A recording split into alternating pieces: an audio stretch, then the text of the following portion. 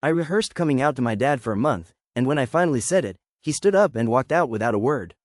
I'm 22, and my dad is the kind of man who reads the same worn Bible every morning at the kitchen table with a cup of coffee going cold beside it. He's not cruel, he's just certain about everything. That certainty was the thing I grew up loving about him and also the thing I was the most afraid of.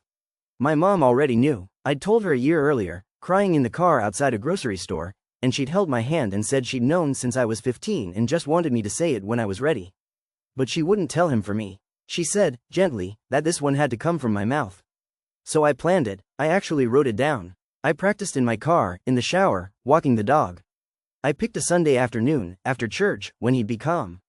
I got about 2 sentences in before he set down his coffee, stood up, and walked out of the room.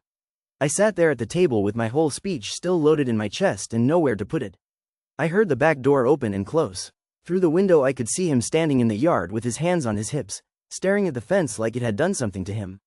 My mom came in from the hallway. She'd been listening. She sat down next to me and put her hand on my back and didn't say anything, because there wasn't anything to say. We just sat there listening to the clock. He didn't come back inside for almost an hour. When he did, he didn't look at me. He said, I'm going to bed, and it was 4 in the afternoon. And that was it. That was the whole reaction I'd spent a month bracing for. Not yelling, not a fight I could push against. Just a door closing, twice, once to the yard and once to me. The next few weeks were the worst part. I'd hoped for an explosion because at least an explosion is something you can respond to. What I got instead was politeness. He passed me the salt. He asked if I'd checked the oil in my car. He said, morning, when I came downstairs. He treated me like a coworker he didn't especially like but had to share a kitchen with.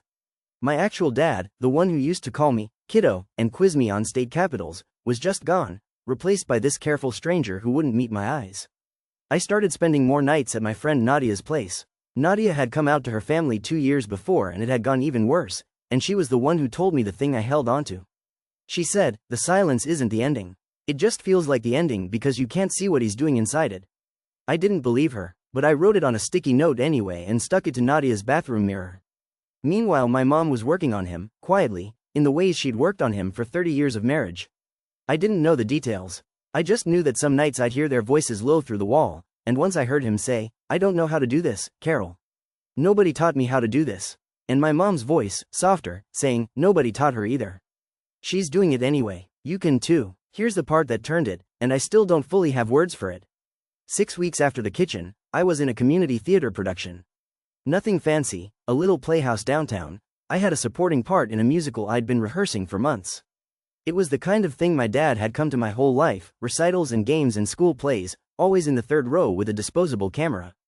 But we hadn't talked about anything real in 6 weeks, and I assumed that part of my life was over now.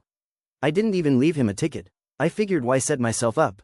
Opening night, I peeked through the curtain the way you're not supposed to, scanning the crowd for Nadia and my mom. And there, in the third row, in the seat he always picked, was my dad. In a collared shirt, holding a program. I almost missed my first entrance. I stood in the wings shaking. He didn't come backstage after. He's not a backstage guy. But when I got home that night there was a folded note on my pillow, in his blocky all-caps handwriting, the same handwriting that used to label my lunch bags. It said, you are the best one up there. You always have been, Dad. That was it. It didn't say, I accept you. It didn't say, I'm sorry I walked out. It didn't say the word I'd said at the kitchen table or any word about it at all. It just said he'd seen me, and he'd shown up, and I was still his. I want to be honest about where things actually are, because I think the honest version helps more than the fairy tale. My dad and I are not all the way okay. He still can't really talk about it directly. He's never asked about my dating life the way he asks my brother about his.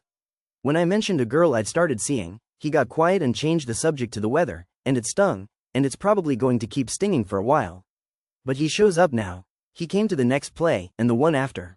He fixed the brakes on my car in the driveway and made me stand there while he explained every part, which is the most my dad way of saying, I love you, that exists. Last month he asked, real awkward, staring at the engine the whole time, this girl. Is she good to you? And I said yes, and he nodded and said, okay, good, and went back to the brakes. That's 4 words. It took him 7 months to get to 4 words. But he got there. I used to think coming out was a single door you walked through, and on the other side people either loved you or they didn't, and you'd know right away. It's not like that, at least it wasn't for me. It's 100 small doors, and some of them stay stuck for a long time, and some people can only open them a crack at a time, and you have to decide whether a crack is enough to keep loving someone through. For me, for now, the crack is enough. My dad walked out of the room when I told him. But he walked back into that third row 6 weeks later, and he's stayed in it ever since, and I've decided that's the sentence that matters more than the first one. If your dad walked out, I don't know how your story ends. Mine's still going, but I'd tell you what Nadia told me, the thing I didn't believe and wrote down anyway. The silence isn't the ending. Sometimes it's just a man in the yard, staring at a fence, figuring out how to come back inside. Would you have left him a ticket, or would you have protected yourself the way I did? Because I still wonder what he'd have done if I'd only asked.